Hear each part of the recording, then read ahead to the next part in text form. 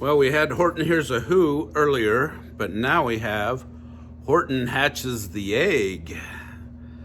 Have you heard this one? It's a great one. It's by Dr. Seuss.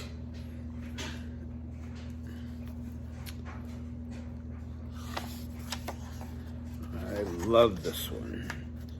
And it's published by the Random House of New York.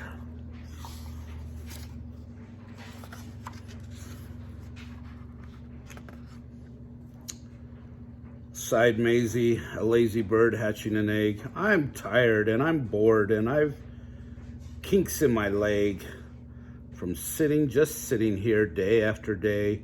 It's work, how I hate it. I'd much rather play. I'd take a vacation, fly off for a rest. If I could find someone to stay on my nest. If I could find someone, I'd fly away free. Then Horton the elephant passed by her tree. Hello, called the lazy bird, smiling her best. You've nothing to do, and I do need a rest. Would you like to sit on the egg in my nest? The elephant laughed. Why, of all silly things, I haven't feathers and I haven't wings. Me on your egg? Why, that doesn't make sense. Your egg is so small, ma'am, and I'm so immense. Tut, tut, answered Maisie. I know you're not small, but I'm sure you can do it. No trouble at all. Just sit on it softly. You're gentle and kind. Come, be a good fellow. I know you won't mind. I can't, said the elephant. Please, begged the bird. I won't be gone long, sir. I give you my word. I'll hurry right back. Why, I'll never be missed. Very well, said the elephant. Since you insist, you want a vacation, go fly off and take it. I'll sit on your egg and I'll try not to break it. I'll stay be faithful. I mean what I say. Toodaloo, sang out Maisie and fluttered away. The first thing to do, murmured Horton. Let's see, the first thing to do is to prop up this tree and make it much stronger than has to be done. That has to be done. Before I get on, I must weigh a ton.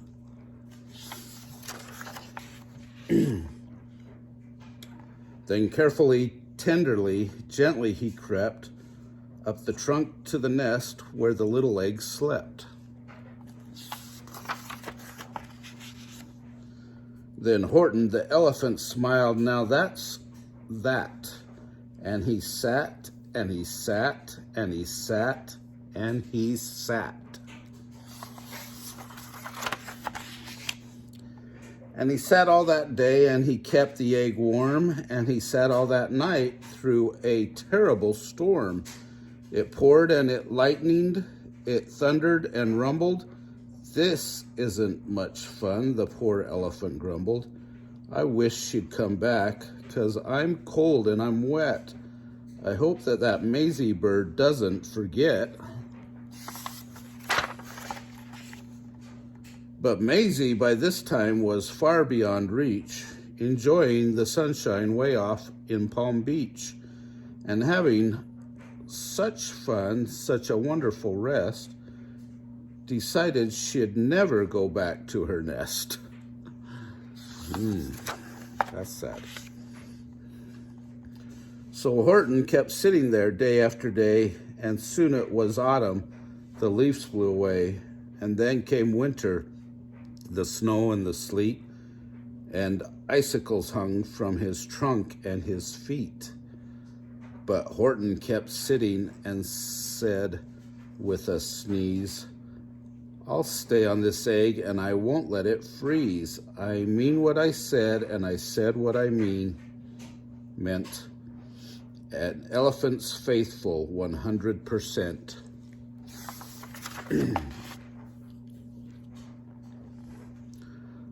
So poor Horton sat there the whole winter through, and then came the springtime with troubles anew. His friends gathered round, and they shouted with glee, "Look, Horton the elephant's up in a tree."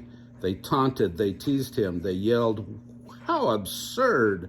Old Horton the elephant thinks he's a bird."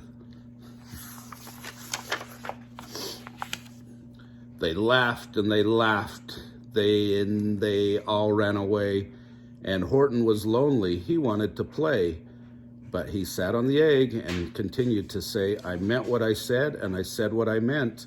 An elephant's faithful 100%.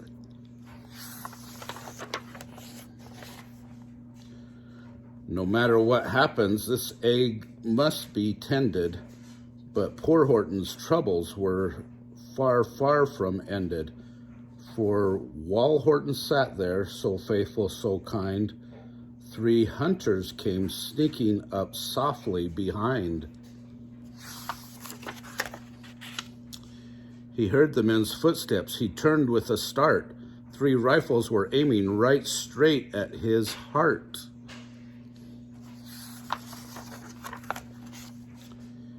Did he run? He did not. Horton stayed on that nest. He held his head high and he threw out his chest. He looked at the hunters as much as to say, "Shoot if you must, but I won't run away. I meant what I said, and I said what I meant. An elephant's faithful 100%. But the men didn't shoot, much to Horton's surprise. They dropped their 3 guns and they stared with wide eyes. "Look," they all shouted, "can such a thing be? An elephant sitting up top of a tree?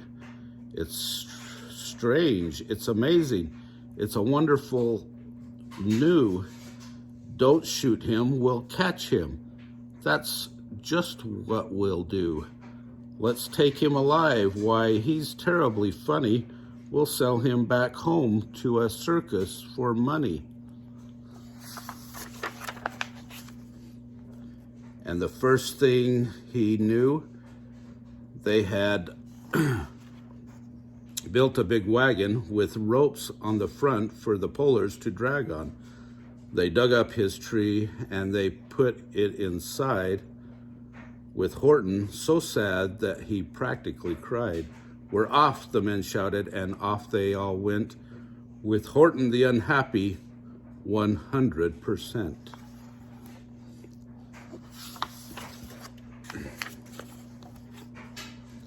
Up out of the jungle, up into the sky, up over the mountains 10,000 feet high, then down the mountains and down into the sea went the cart with the elephant, egg, nest, and tree.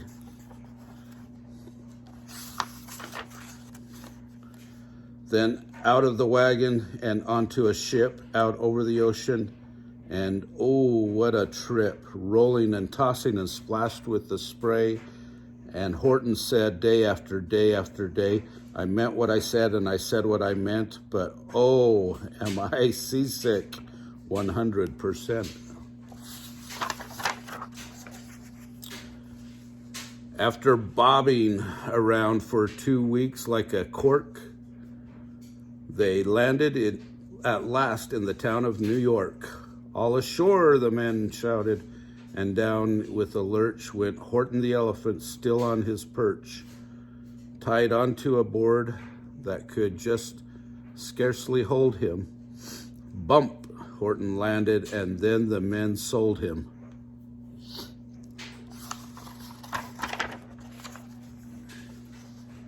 Sold to a circus, then week after week, they showed him to people at 10 cents a peek. They took him to Boston, to Kalamazoo, Chicago, Waukegan, and Washington too, to Dayton, Ohio, St. Paul, Minnesota, to Wichita, Kansas, to Drake, North Dakota, and everywhere thousands of folks flocked to see and laugh at the elephant up in a tree. Poor Horton grew sadder the farther he went. But he said as he sat in the hot, noisy tent, I meant what I said and I said what I meant. An elephant's faithful, 100%. Then one day, the circus show happened to reach a town way down south, not so far from Palm Beach. And dawdling along way up high in the sky, who of all people should chance to fly by but that old good-for-nothing bird, Runaway Maisie, still on vacation and still just as lazy, and spying the flags and the tents just below, she sang out, "What fun! Why, I'll go to the show." And she swooped from the clouds through an open tent door. "Good gracious," gasped Maisie, "I've seen you before." Poor Horton looked up with his face white as chalk, and he started to speak, but before he could talk,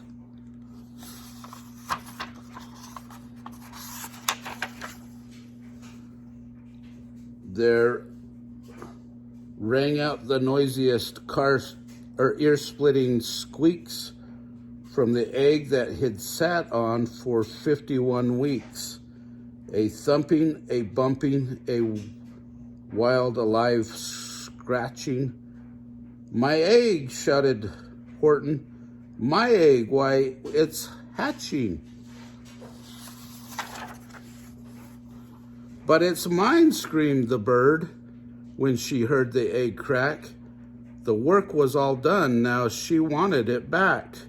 "It's my egg," she sputtered. "You stole it from me. Get off of my nest and get out of my tree." Poor Horton backed down with a sad, heavy heart.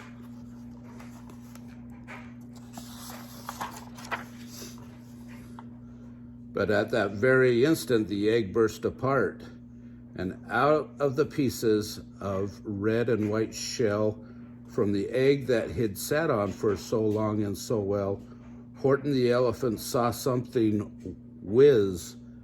It had ears and a tail and a trunk just like his. You believe that? And the people came shouting, "What's all this about?" They looked and they stared with their eyes popping out. When they cheered and they cheered and they cheered more and more, they'd never seen anything like it before. "My goodness, my gracious," they shouted, "my word, it's something brand new. It's an elephant bird. And it should be like that, because Horton was faithful. He sat and he sat. He meant what he said, and he said what he meant."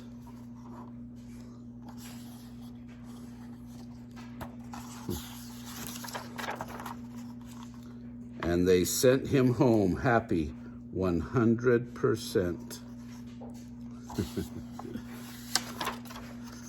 What a great story.